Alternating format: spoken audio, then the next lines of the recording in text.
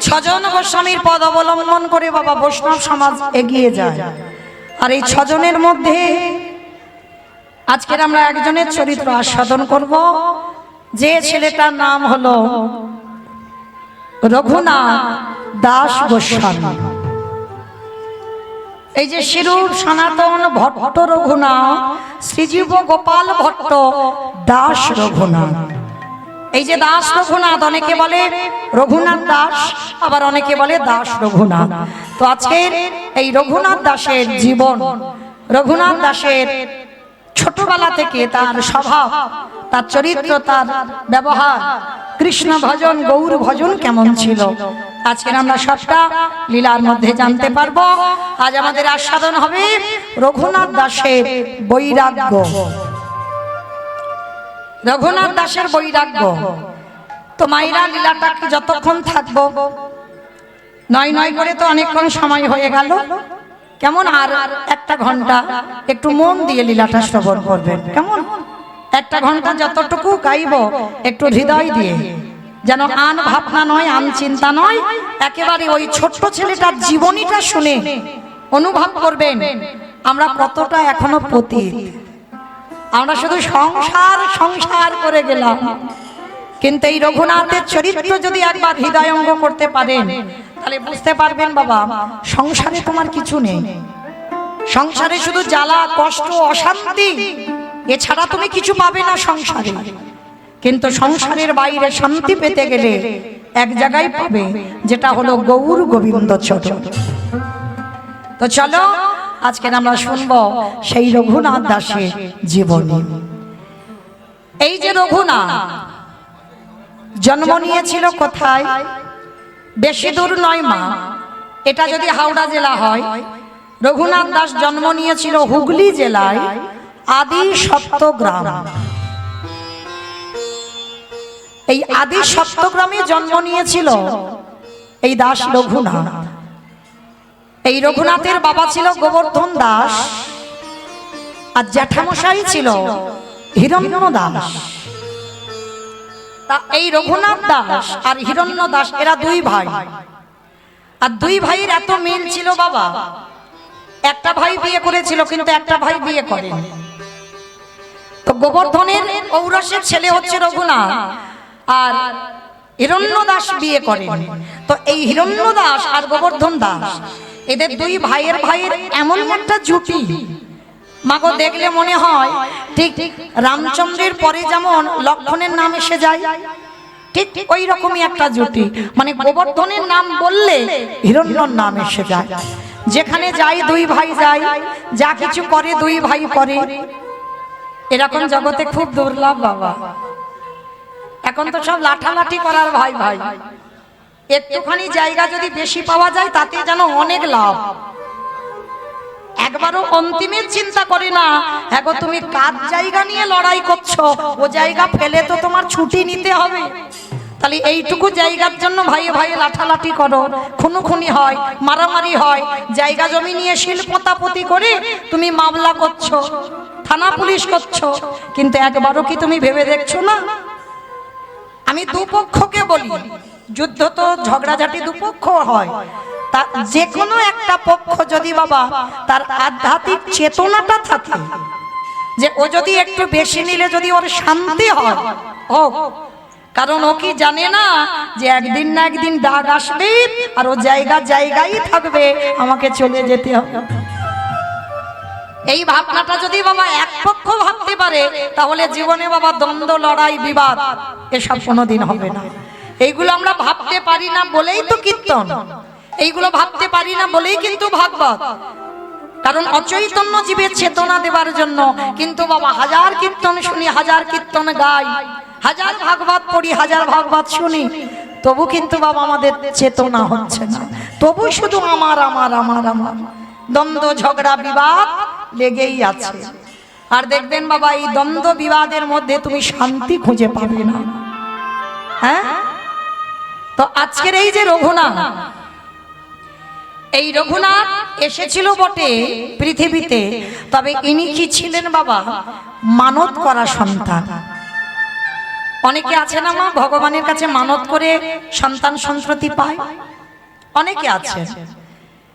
কিন্তু আমি একটা কথা বলে যাই মা, যে মায়ের কোনো সন্তান সন্ততি হয়নি বা একটা সন্তানের জন্য 7 ঠাকুরের কাছে ডাক্তার বৈদ্য কবিরাজ সব কিছু করছেন, একটা সন্তান পাচ্ছেন না, আমি একটা জায়গার কথা বলে দেব, আমার বিশ্বাস এই হরি বাসরে দাঁড়িয়ে বলে গেলাম মা, সে জায়গাতে গেলে তুমি একটা সন্তান সন্ততি পাবে, তবে তোমার বিশ্বাস রাখতে হবে তার চরণে।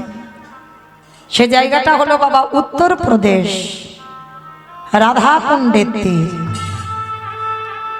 যদি কোনোদিন যান বৃন্দাবনে, অনেকে গেছেন আর বৃন্দাবনে গেলে তো যাবে রাধাকুণ্ডের তীর।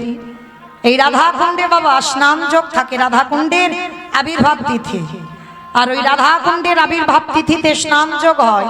আর ওই স্নান যোগে গিয়ে তুমি স্নান করে তুমি কাঙালির মতো আঁচল পেতে যদি আমার রাধারানীর কাছে কাঁদতে পারো যে রাধে তুমি যদি প্রেমময়ী হও, তুমি যদি করুণাময়ী হও, তুমি যদি কৃপাময়ী হও, তুমি আমার ঘরে একটা সন্তান দিও, তবে যে সন্তান দিবে সে সন্তানে যেন কৃষ্ণ চরণের দাস হয়।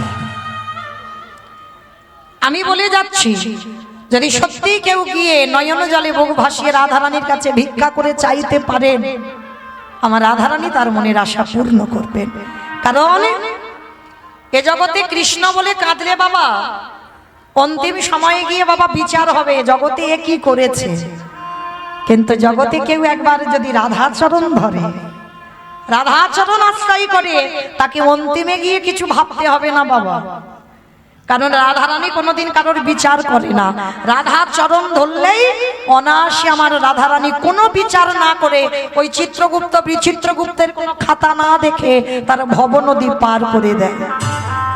ওই জন্য সবাইকে মনে রাখতে হবে, ধরতে যদি হয় আগে রাধাচরণ ধরো। রাধা হলো আশ্রয়, আর আশ্রয়কে ভজন করে তবে বিষয় লাভ হয়। আর আশ্রয় বাদ দিয়ে বিষয় ভজলে বাবা তোমাকে অনেক সেখানে গিয়ে কৈফিয়ত দিতে হবে। তো আজকের এই যে রঘুনাথ দাস রাধাকুণ্ডের তীরে গিয়ে মানত করে পেয়েছিল, আর মানত করা সন্তান যেমন হয়, রঘুনাথ ছোটবেলা থেকে মা একটু বৈরাগ্য ভাব। মা বৈরাগ্য মানে কিছু বোঝো? বেশ, ত্যাগ। এই বৈরাগ্য মানে ত্যাগ। কিন্তু এবার একটা কথা বলি, ত্যাগ মানে কি সংসার ধর্ম, বাবা মাকে সব ত্যাগ করে সন্ন্যাস ধর্ম নিয়ে চলে যাও, এটাকে বলছে ত্যাগ? তাহলে কোন ত্যাগের কথা বললো আমার চৈতন্য মহাপ্রভু? জগৎকে শেখালো যে বিষয়সু অনাসক্তি। এই বিষয়সু অনাসক্তি মানে কোন বিষয়ের উপরে তোমার যেন লোভ না থাকে। কলিযুগ এটা বাবা ভুলে গেলে হবে না। বৈরাগ্য নিষেধ, সন্ন্যাস নিষেধ। ভগবান যেটা করেছে সেটা সমাজকে করতে নিষেধ করেছে। ভগবান যেটা করেছে কোনোদিন বলেনি যে তোরা সেটা কর। ভগবান বলছে আমি যেটা বলছি তোরা সেটা কর। ভগবান জগৎকে দেখালো যে ওরে জগৎ, বৈরাগ্য সংসারে থেকে হয়। তোমার সংসারের বাইরে যেতে হবে না মা, সংসারের ভিতরে থেকে তুমি বৈরাগ্য পালন করতে পারবে। কি রকম না, বিষয়সু অনাসক্তি মানে কোন বিষয়ের উপরে তোমার লোভ থাকবে না। আচ্ছা মা, বিষয় বলতে কোন বিষয় বুঝছো? এই যে বিষয়ের কথা বলছি, কোন বিষয় বুঝছো? হ্যাঁ, জায়গা জমি, টাকা পয়সা, ঘর বাড়ি, এইগুলোকে বিষয় বলছে। কিন্তু না, ভগবান এই বিষয়কে বলছে না। ভগবান তোমার এই ইন্দ্রিয়ের বিষয়ের কথা বলছে। তোমার দেহে যে 10 ইন্দ্রিয়, এই ইন্দ্রিয়ের বিষয়ের কথা বললো। যখন তোমার এই দেহের একটা একটা করে ইন্দ্রিয়গুলোকে তুমি গুটিয়ে নিতে পারবে, কাম ক্রোধ লোভ মোহ মদ মাশ্চর্য একটা একটা করে গুটাতে হবে বাবা। সব সময় সবকটাকে একেবারে ঊর্ধ্বমুখে যেতে দিলে হবে না, সবকটাকে দমিয়ে দাও। যেমন মনে রাখবে বাবা, অনেক অনেক ভক্তরা আছে, অপরাধ নিও না আমি বলবো বলে, সারা সপ্তাহ যদি স্বামী বাইরে থাকে, রবিবারটা করে ছুটি হয়, আর সারা সপ্তাহ ভালো মন্দ কোনো কিছু রান্না টান্না করে খাওয়া হয় না। ঠিক রবিবার যদি আসে মানে একটু মাছ মাংস হলে যেন ভালো হয়। এটা জড়জগতের কথা বলছি বাবা, এটা বাস্তব, অনেক বাড়িতে আছে। ওই শনিবার হোক বা রবিবার হোক একটু মাছ মাংস হলে যেন ভালো হয়, কারণ সারা সপ্তাহ তো ভালো মন্দ কিছু খাওয়া হয় না। স্বামী বাইরে থাকলে যেটা হয়, আমি খেতে বারণ করছি না, খাও, কিন্তু যেটা আমার মহাপ্রভু শেখাচ্ছে বিষয়ে সুঅনাসক্তি, বিষয়ের প্রতি যেদিন তোমার লোভ চলে যাবে সেদিন তুমি বুঝবে তোমার বৈরাগ্য এসেছে। যেদিন তোমার জিহ্বা লালসা থাকবে না। ওই যে রবিবার এলে মাছের ঝোল আর মাংসের ঝোল করতে হবে, ভালো ভালো বাজার থেকে সবজি কিনে এনে খেতে হবে, এইটা থাকবে না। কলির মানুষ অন্নগত প্রাণ, কোন রকমে বাবা একটু আলু সিদ্ধ অন্ন হলেই হয়ে যাবে, মানে পেটটা ভরার দরকার। যেদিন তোমার জিহ্বাতে ওটা এসে যাবে সেদিন তুমি নিজে থেকে বুঝতে পারবে, কাউকে বলতে হবে না, তুমি নিজে নিজে বুঝতে পারবে যে কোনো জিনিসের উপরে যদি তোমার লালসা না পড়ছে তাহলে তুমি বুঝবে তোমার জিহ্বার বৈরাগ্য হয়ে গেল। যেদিন তোমার দুটো কান কোনো আজে বাজে গান শুনতে ভালো লাগবে না, কোথায় একটু কীর্তন হচ্ছে, কোথায় একটু ভাগবত হচ্ছে, কোথায় গীতা পাঠ হচ্ছে, কান ওই দিকে যাবে। মানে যখনই আজে বাজে গান হবে বাবা কানে যেন একটা বিরক্ত বোধ আসবে, সেদিন বুঝবে তোমার কানের বৈরাগ্য হয়ে গেল। যেদিন তোমার দুটো চোখ সাধুগুরু বৈষ্ণব চরণ আর আমার গোবিন্দ চরণ ছাড়া আর কিছু দেখতে ভালো লাগবে না, চোখে কোনো আজে বাজে জিনিস কু জিনিস এই চোখে নেবে না, সেদিন জানবে তুমি তোমার চোখের বৈরাগ্য হয়ে গেল।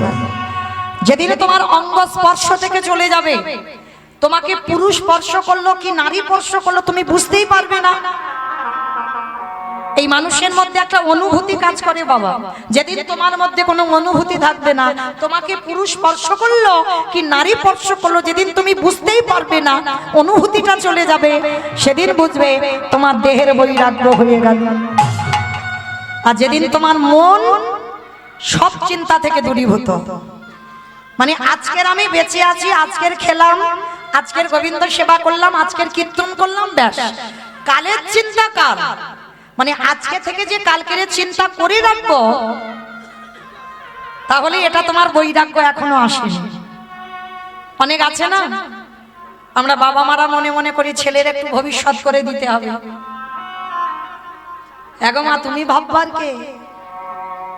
তুমি ভাববে তোমার ছেলের জন্য, তুমি তৈরি করে রেখে যাবে তোমার ছেলের জন্য। এই ভাবনাগুলো বাবা যারা জ্ঞানী ভক্ত তারা জীবনে ভাবে না যে আমার ছেলের ভবিষ্যৎ করতে হবে। ছেলের ভবিষ্যৎ তুমি করবে কেন? তার কর্মে তার ভবিষ্যৎ হবে। সে কি কর্ম করে যাচ্ছে, কি কর্ম করবে ভবিষ্যতে, সেই কর্মের উপরে নির্ভর করবে বাবা তোমার ছেলের ভবিষ্যৎ, তোমার উপরে নয়। তুমি সমস্ত টাকা পয়সা ঘর বাড়ি গুছিয়ে দিয়ে গেলে, ও মায়েরা, তার কর্ম যদি ভালো না হয়, সে যদি সারাদিন ওই যে টাকা পয়সা জমানো আছে কিছু করবে না, বন্ধু বান্ধবদের নিয়ে ঘুরে ঘুরে খাবে, তাহলে কি হবে? পরিণতি শেষটা। তাহলে বাবা মা চিন্তা করে রেখে বা কি হলো? তাহলে কেউ কারোর জন্য ভাবে না, যে যার কর্মের উপরে নির্ভর করে। তাহলে মনে রাখতে হবে বাবা, এই রঘুনাথ দাস ছোটবেলা থেকে একটু বৈরাগ্য ভাব, মানে বাবা জ্যাঠার কত আয় ছিল জানো? মাসে 12 লক্ষ স্বর্ণ মুদ্রা, 12 লক্ষ স্বর্ণ মুদ্রা আয় ছিল। আর নবাবকে কর দিত কত? বাবা কর মানে বোঝো তো, যেমন আমরা সরকারকে এখন ট্যাক্স দিই, সেটাই কে বোঝালো? তখনকার দিনে জমিদারদের সময় নবাবকে কর দিত 8 লক্ষ স্বর্ণ মুদ্রা। 12 লক্ষ স্বর্ণ মুদ্রা মাসে আয়, আর 8 লক্ষ স্বর্ণ মুদ্রা চলে যেত ওই সরকারকে, মানে নবাবকে কর দিতে। আজকে সেই রঘুনাথ সেই বংশের ছেলে হয়ে আজকে লক্ষ্য করে দেখেন তার পরিণতিটা কেমন। সেই রঘুনাথ ছোটবেলা থেকে তার একটাই ভাবনা, ভুলি গৃহ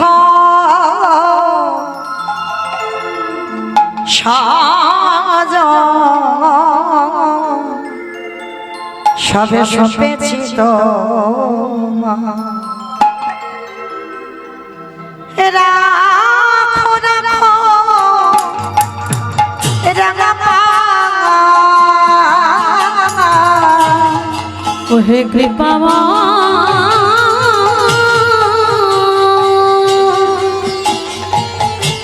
রাখো রাখো রাঙা পা ভুলি গৃহ সাজন সবই সপেছি তোমায় রাখো রাখো রাঙা পা ওহে দয়ামা রাখো রাখো রাঙা পা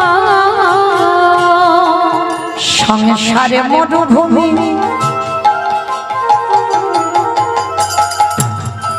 নাহি তরু ছায়া